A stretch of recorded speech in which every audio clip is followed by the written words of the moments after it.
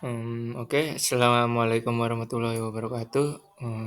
Nama saya Fadlan Wakid, dengan NIM 15032131008 dari kelas PR4505. Pada kesempatan hari ini saya akan mempresentasikan eee, artikel yang sudah saya buat dan sudah saya publish ke media Kompasiana. Mmm, oke, jadi di sini ada outline ya, isi dari PPT ini. Nah, untuk outline-nya sendiri itu untuk idenya, saya memilih ide tentang spektrum kepribadian extraversion. Topiknya kerugian yang dialami oleh seorang introvert yang bertema tipe kepribadian sebagai potensi keberhasilan seseorang. Nah, ya, anatomi piramida, yang saya gunakan ialah piramida terbalik dikarenakan, isi artikel saya, dimulai dari informasi general yang penting dulu, lalu lebih ke spesifiknya. Nah, berikut ada, kerangkanya ya. Untuk lead ada di paragraf 1 sampai 4, kutipan di paragraf 5, dan tubuh artikel itu paragraf 6 hingga 8, dan penutup di paragraf 9. Nah, gaya penulisan yang saya gunakan yaitu informatif, karena saya memberikan fakta dan informasi yang relevan terkait spektrum kepribadian extraversion, terutama introvert. Saya memberikan informasi berurutan mulai dari penjelasan umum tentang kedua jenis kepribadian introvert dan extrovert, kutipan, dampak, solusi, dan kesimpulannya. Nah, untuk lead, jadi, introvert itu merupakan sifat kadar sifat seseorang yang memiliki kadar extraversion yang rendah. Nah, jadi, apa sih, extraversion itu? Extraversion itu merupakan salah satu dari 6 spektrum kepribadian manusia yang mengukur, seberapa aktif atau seberapa minatnya seseorang terhadap, dunia sosialnya. Nah, untuk introvert itu jika kadar extraversion-nya rendah, mereka akan lebih condong ke introvert, dan jika extraversion-nya lebih dari lebih dari pada umumnya, itu orang bisa dikatakan sebagai ekstrovert. Nah, dan orang introvert juga mereka tuh lebih suka menghabiskan waktu dengan dirinya sendiri di tempat yang sepi dan tenang.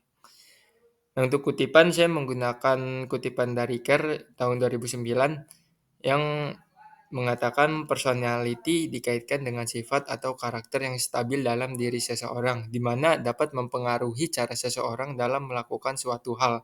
Dan dari kutipan tersebut maka bisa ditarik kesimpulan bahwa memang personality atau kepribadian memang akan mempengaruhi seseorang dalam berbagai hal, terutama hal sosial. Nah, untuk tubuhnya itu, jadi, saya membahas, dampaknya dulu. Nah, dampak dari kenapa sih, seorang introvert itu bisa dirugikan di realita kehidupan ini. Nah, yang pertama itu terisolasi, karena, seorang introvert yang, kurang kurang suka untuk bersosial dengan seseorang, berkomunikasi dengan seseorang, memiliki hubungan yang dekat dengan seseorang. Jadi, seorang introvert tuh lebih berpotensi mengalami kesendirian yang menyebabkan depresi, yang di mana depresi itu menyebabkan dampak yang sangat-sangat luar biasa, yang sangat merugikan orang, bahkan bisa membuat seseorang itu bunuh diri. Nah, yang kedua itu ada networking yang sedikit dan sulit berhubungan profesional dengan orang lain.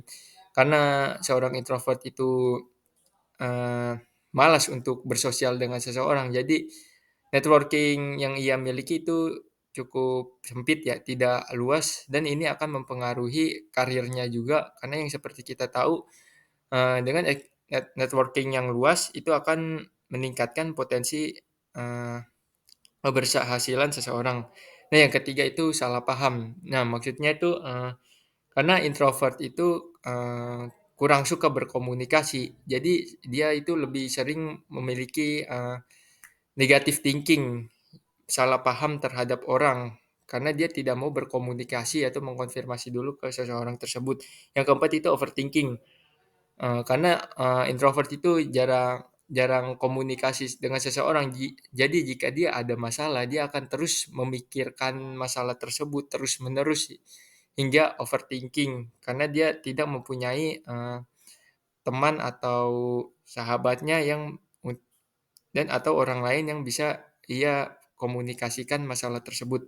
Nah, untuk dan untuk solusinya untuk seorang introvert itu bisa, eee, latihan berkomunikasi, mulai dari seperti mengikuti webinar atau melatih dengan langsung mengimplementasikannya secara langsung, seperti, eee, komunikasi dengan orang asing itu akan meningkatkan, kepercayaan diri seseorang introvert untuk mulai berkomunikasi dengan seseorang. Nah, yang kedua itu mengikuti kelompok yang aktif berkomunikasi. Eee, seorang introvert itu bisa mengikuti kelompok yang di mana, di mana kelompok itu memang aktif berkomunikasi. Jadi seorang introvert bisa melatih dirinya untuk, bersosial dengan orang ataupun berkomunikasi dengan seseorang di dalam kelompok tersebut. Nah, yang ketiga itu baca buku soal komunikasi, public speaking, atau kemampuan berhubungan dengan orang lain. Seorang introvert, harus jangan malu lah untuk membeli buku yang berkaitan dengan komunikasi, karena, segala segala ilmu ya, segala ilmu di dunia ini itu bisa ditingkatkan, termasuk, kemampuan berkomunikasi. Kita bisa mengasahnya dan menjadi kepribadian yang lebih baik lagi. Nah, selanjutnya itu ada kesimpulan. Eee, jadi untuk mendorong pemahaman, penghargaan, dan kerjasama yang baik antar individu penting untuk kita memahami bagaimana ekstrovert dan introvert berbeda. Keduanya memberikan kontribusi yang berharga dan saling melengkapi dalam berbagai aspek kehidupan termasuk pekerjaan, hubungan pribadi, dan pemahaman diri sendiri. Eee, meskipun,